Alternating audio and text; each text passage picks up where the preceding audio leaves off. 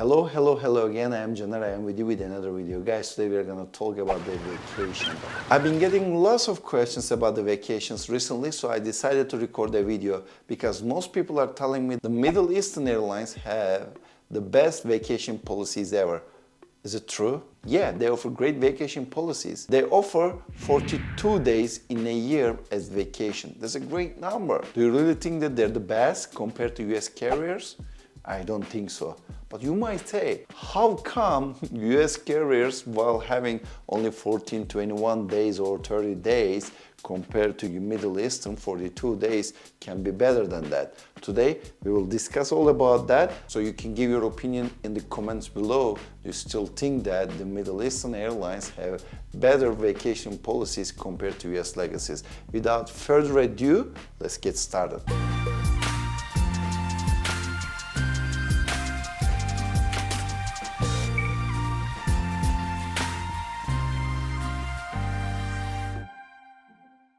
Alright, let's start with Emirates or Qatar Airways or other Middle Eastern airlines. They offer great 42 days as a vacation in a year. It's a great deal. When I was in Emirates, I had 42 days, and you get the most important thing, you get 42 days in the year first.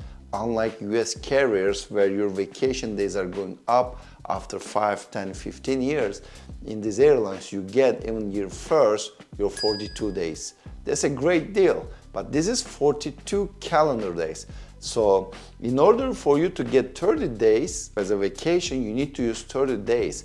It's very straightforward, right? You can say, what else option you can have? You're having 30 days of vacation, you're having 30 days off. So in order for you to have entire month off, you need to use your 30 days. That's pretty straightforward. Let's put them aside. Now let's come to other airlines in the world. Let's take my example. I used to work for Turkish Airlines, and I was a 737 pilot over there, and I worked there for 4 years. So in Turkish Airlines, you have 70 most of the time hours per month you need to fly, and your salary is exactly the same if you fly 1 hour versus 70 hours. When you fly more than 70 hours, you get overtime payment. So guess what? For the company to save money, they want to put the pilots within 70 hours time frame, so they don't pay you overtime. So you can expect to fly 70 hours-ish. So sometimes you can fly more, sometimes you can fly less, but that was common practice when I was there.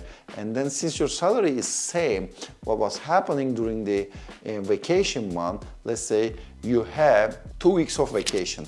And then since you have 2 weeks of vacation, you're only entitled to work another 2 weeks, let's say 14 days, right? During these 14 days, you have maybe 4 or 5 days off. So you will work additional 10 days in a vacation month. So these 10 days, what company was doing is putting you in a high credit trips. For instance, Istanbul, London, Istanbul, Porto, Istanbul, Barcelona, there and going back as well. So in a day, you are having very long trips. In this month, you still fly 60, 65 hours, though you have 2 weeks of vacation. The companies, they don't offer pilots the vacation because they give you high credits, you still fly 60, 70 hours per month, and still you have 2 weeks of vacation. I was offering the union when I was there, so okay, if I use 2 weeks of vacation, then my monthly overtime should be reduced to 35 hours because I will be eligible to only,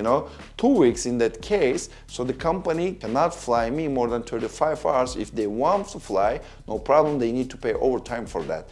But of course, the company didn't want to accept that. That also creates problems. Imagine you're working in the office in Turkish Airlines, let's say you are working in the accounting department, and then you are taking 2 weeks of vacation. And then the next 2 weeks of time, does your manager come to you and tell you, okay, you took 2 weeks off, then you need to work 14 hours per day to compensate your vacation for the next 2 weeks. No one does this. So if you work in the office, you still work 8 hours per day. You don't work 15 hours per day to compensate your vacation. But as a pilot, as a flight attendant, it isn't like this. They force you to still fly 70 hours per month while you're having vacation. Technically, it's not a vacation. Company gives you vacation code days off. Those are the stuff that I criticize all the time. If you have very little vacation, like 14 days, 20 days. But in Emirates or Qatar, it is not like this because you are entitled to get 30, 42 days. But if you use your vacations with the 7 days of periods, like you get 7 days of vacation, guess what? It is still same. Technically, it is not, vacation. It is off day. The company doesn't give you any extra days off because company can feed your trips because you cannot bid anything properly. So company can fit 70 hours in 3 weeks and then they can give you vacation. So it is not good. Why I'm explaining this system is to compare with the United States because the most fair vacation policies in the world is in the United States because the company pays you the credits per day. So in my case, let's say 4 hours, 15 minutes in each vacation day. It is really important.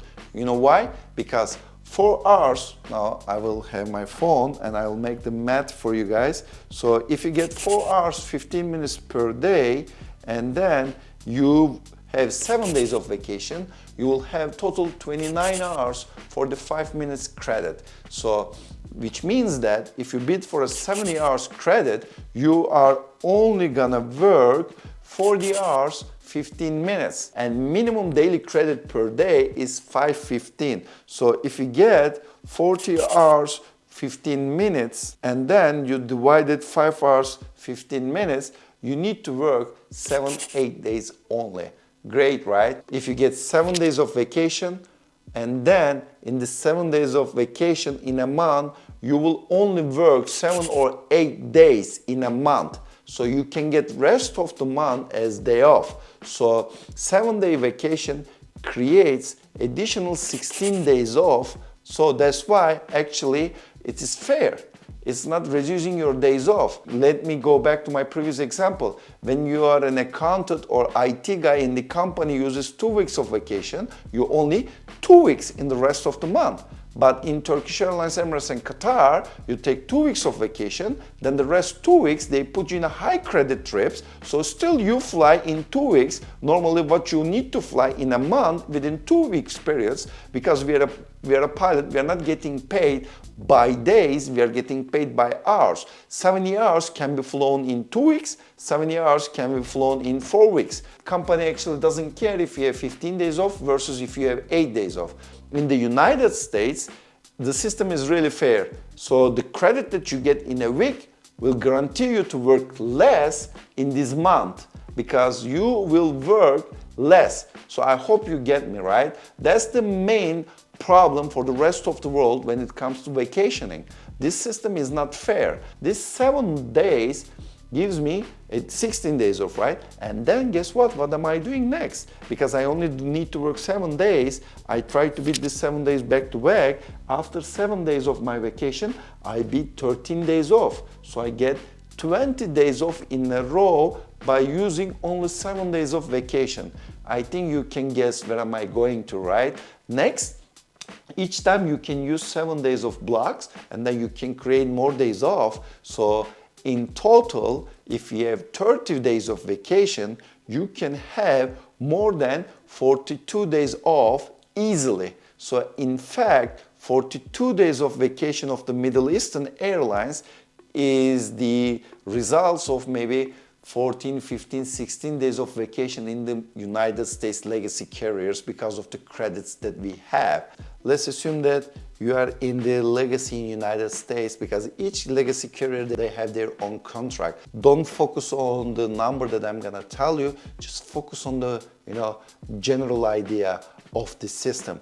And I'm always using 415 because it's easier to make the calculation. 4 hours, 15 minutes per calendar day for the vacation credit that you have in the legacies are actually helping you to work less in general. Now, let's use 2 weeks of vacation, right? If you use 14 days of vacation days in a month, from each day you get 4 hours, 15 minutes credit, then you end up having 59 hours, 30 minutes credit in the month.